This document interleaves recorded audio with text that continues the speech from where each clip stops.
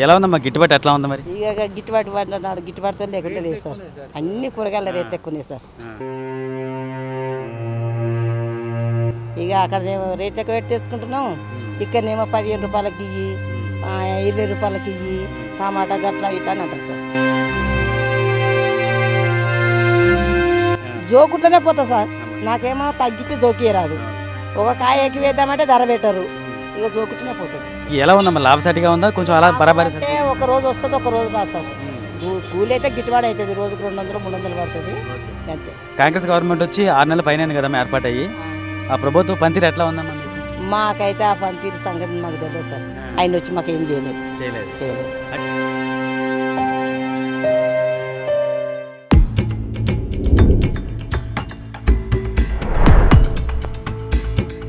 Congress government వచ్చి 6 నెలల పైన కదా ఏర్పాటయ్యి, ఆ ప్రభుత్వ పనితీరు ఎట్లా ఉందమ్మా మీకు?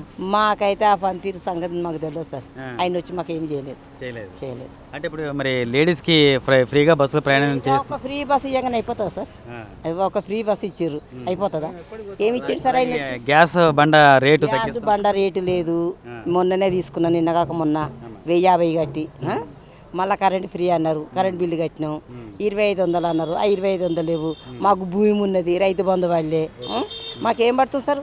ఇప్పుడు రైతుల్లో పండించిన వాళ్ళకు 500 బోనస్ ఇస్తామన్నారు, ఆ బోనస్ లేదు, ఏది లేదు. ఒక ఫ్రీ బస్ ఎవరికి వేసారు సార్? ఫ్రీ బస్ ఒక ఉద్యోగాలు చేసుకునే వాళ్ళకి మంచిగా, రోజు పోయి వచ్చేటోళ్ళకి మంచిగా. ఫ్రీ బస్సులో రోజు వ్యవసాయం చేసుకుంటే వాళ్ళమైనా మాషంటోళ్ళమైనా ఇక్కడ అందుబాటులో ఉంటాం. రోజు పోతామా సార్? పొద్దున్న లేచి పోం కదా. రోజు మీరు చేయకపోయినా మీరు వెళ్ళినప్పుడు మరి ఫ్రీ బస్సే వస్తుంది. వెళ్ళినప్పుడు ఫ్రీ బస్సే, వెళ్ళినప్పుడు ఇన్ని రోజుల నుంచి ఫ్రీ బస్ ఉందా సార్? ఎన్ని రాజాలు వచ్చినాయి, ఫ్రీ బస్ ఉందా? ఎంత ఛార్జ్ అయినా పెట్టుకొని పోలేదా? ఇప్పుడు సుధా కట్టినే పోతుంటే తగ్గి ఉంటే సార్చి. ఇప్పుడు అన్నిటినే వేయించారు. ఎప్పుడన్నా పండించిన బియ్యం, అప్పటికప్పుడు పండించిన బియ్యం మేము అమ్మినాం సార్. పోయిన సంవత్సరం 30 క్వింటోళ్ళ బియ్యం అమ్మినా. ఈ 3700 క్వింటల్ అమ్మినా. ఇప్పుడు అవే బియ్యం అదే ధర 5500 అంటుర్రు. అప్పుడు పండించినాయి. ఏంది ఇప్పుడు ఎంత పెరిగింది సార్? కాంగ్రెస్ ప్రభుత్వం అంటారు ఇది ఫ్రీ అది ఫ్రీ అంటారు. ఏం ఫ్రీ ఇచ్చింది లేదు. ఆల్రెడీ అన్నిటినే రేట్లు పెరిగినాయి. ఆయన ఏం ఫ్రీ ఇచ్చింది సార్ చెప్పండి? ఏమీ ఫ్రీ, ఒక బస్సు ఒకటి ఫ్రీ ఉంది. ఆయన ఏం చేసిండు సార్ ప్రభుత్వానికి?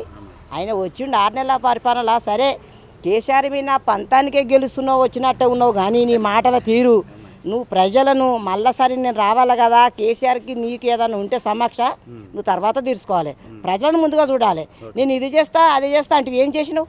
ఒక ఫ్రీ బస్ ఏమైనా అయిపోయిందా? ఒక ఫ్రీ బస్సులో ఎవరు తిరుగుతారు సార్? పొద్దున్న లేచి వ్యవసాయం చేసేటోళ్ళు అయితే ఒక్కరు రారు. ఈ సిటీలో ఉన్న వాళ్ళు, చదువుకున్న పిల్లలు వీళ్ళు వస్తారు, కానీ జాబులు చేసేటోళ్ళు పోతారు. మా చేసేటోళ్ళు అంత అందా చేసుకున్న పొద్దున్నే పోతామా? ఇప్పుడు ఏ తగ్గు ఉంది సార్ చెప్పండి? ఇప్పుడు మరి మీలాంటి మహిళలకి మరి రేవంత్ రెడ్డి గారు గవర్నమెంట్ ఏం చేస్తే బాగుంటుంది అంటారా? ఏం చేయాలి మాకు రేవంత్ గారు? ఏం చేస్తే బాగుంటుంది అంటే ఆయన చేసిన 6 ప్రభుత్వాలు 6 గ్యారెంటీలు ఇస్తా అన్నాడు. 6 ఇట్లా ఒక బస్సు ఇచ్చిండు.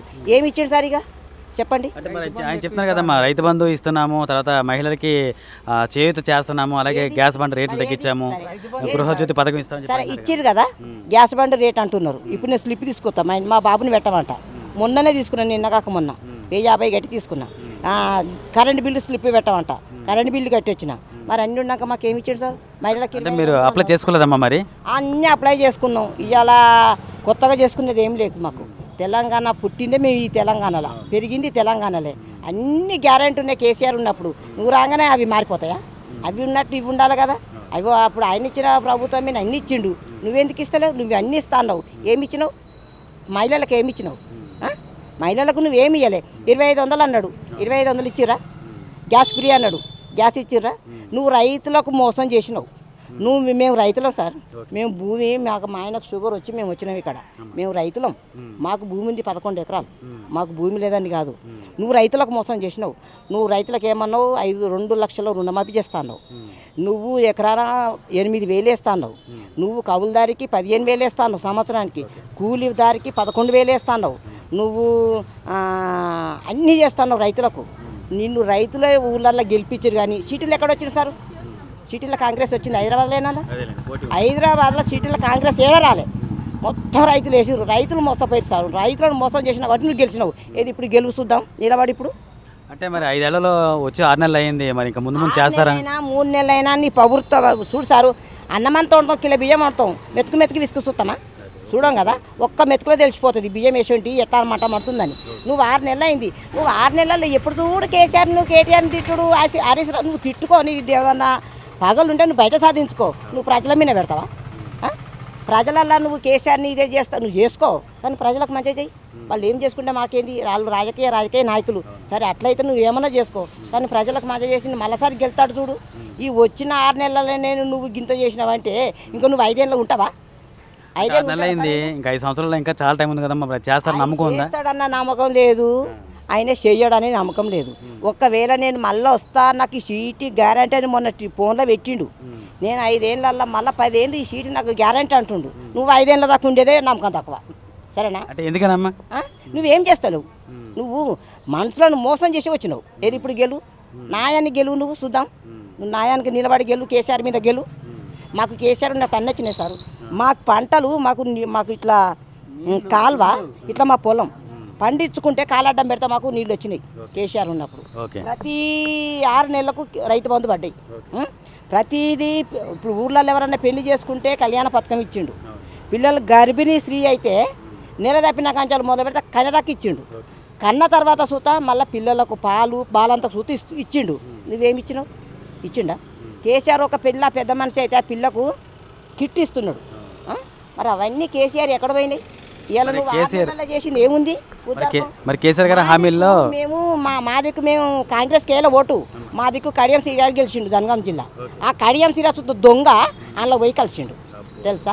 మేము గెలిపించింది మేము మంచిగా చేస్తాడని గెలిపించినాం, కానీ దొంగ కదా, దొంగ అందులో పోయి కలిసిండు. పార్టీ మారిపోయింది. ఇప్పుడు మళ్ళీ అదే రాజయ్య వస్తాడు. ఏది రాజయ్య మీద గెలవమాను, కడియం శ్రీరాజు చూద్దాం ఎవరు నిలబెడతారు జనగాం జిల్లాలో.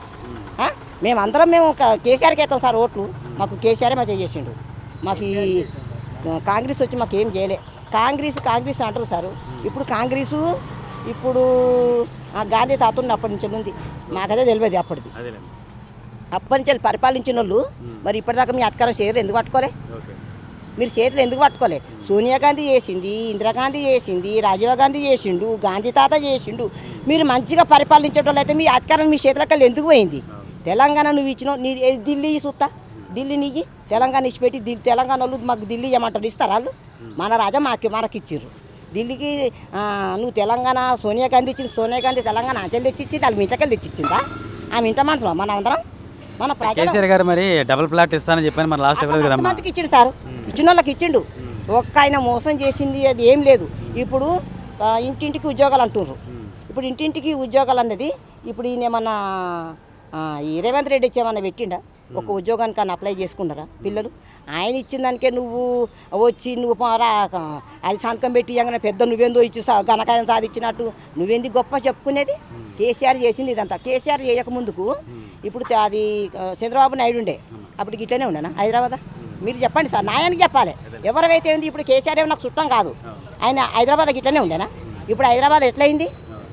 అదే కేసీఆర్ ఉంటే ఇంకా హైదరాబాద్ ఇంకా డెవలప్ అవుతుండే తెలుసా. ఈ కాంగ్రెస్ ప్రభుత్వం ఏం చేయలేదు సారు. ఈ కాంగ్రెస్ ప్రభుత్వం ఏముంది సారు, అక్కడ ఇప్పుడు 3 ఊర్ల సందరం ఉన్న సోనియా గాంధీ దగ్గర పోయి ఆడ పర్మిషన్ తెచ్చుకొని ఆ పర్మిషన్ ఇక్కడ పరిపాలించాలి ఆయన, అంతేనా? ఇప్పుడు కేసీఆర్ అట్లా కాదు కదా, కేసీఆర్ సొంత నిర్ణయం తీసుకోవాలి. ఆయన తెచ్చిండు, ఇది ఆయన తెచ్చిండు కాబట్టి సొంతం పార్టీ పెట్టిండు కాబట్టి ఆయన సొంత నిర్ణయం తీసుకొని చేసిండు.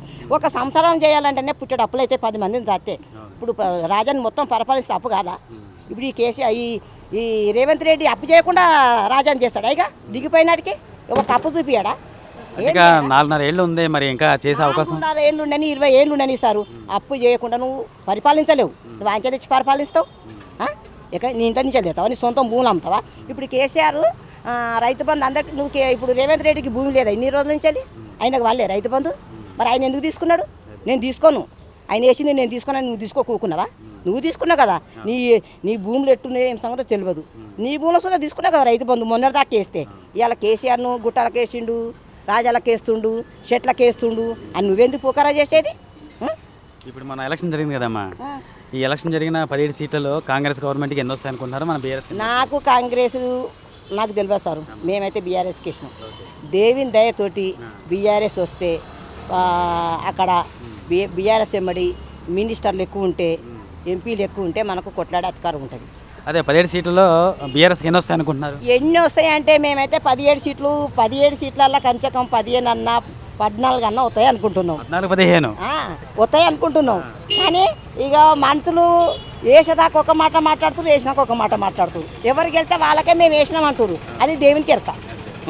మేమైతే బీఆర్ఎస్కి వేసినాం. మేము బీఆర్ఎస్కి వేస్తాం సార్. మేము ఆ పార్టీ రాకపోయి మేము అలాగే వేస్తాం. సో ఉన్న 17లో 14-15 అంటే ఇంకా అసలు మొత్తం అంతా కూడా బీఆర్ఎస్ అనుకోవాలి. బీఆర్ఎస్కే రావాలి. మరి ఇప్పుడు పాత బస్తీలో మాధవీలత గారు అసదుద్దీన్ ఓవైసీ గారు మధ్య ఎవరు నెక్కుతారనుకుంటారమ్మా? ఎవరు నెగ్గుతారంటే ఇప్పుడు మోడీ నెగ్గితే ఈ మోడీ నెగ్గాలనా, ఇప్పుడు రాజీవ్ గాంధీని ఆయన నెగ్గాలనా తెలియదు. రాహుల్ గాంధీ గారు నెగ్గితే ఏం చేస్తారు? అక్కడక్కడ చేసుకుంటారు. మోడీ నెగ్గితే పోనీ అట్లనన్నా కొంచెం మనకు చేస్తుండొచ్చు, అట్లా అనిపిస్తుంది. సో ప్రధానంగా మోడీ గారు ఉంటే బెటర్, రాహుల్ గాంధీ గారు ఉంటే బెటర్? నాకైతే మోడీ గారు ఉంటే బెటర్ అనిపిస్తుంది.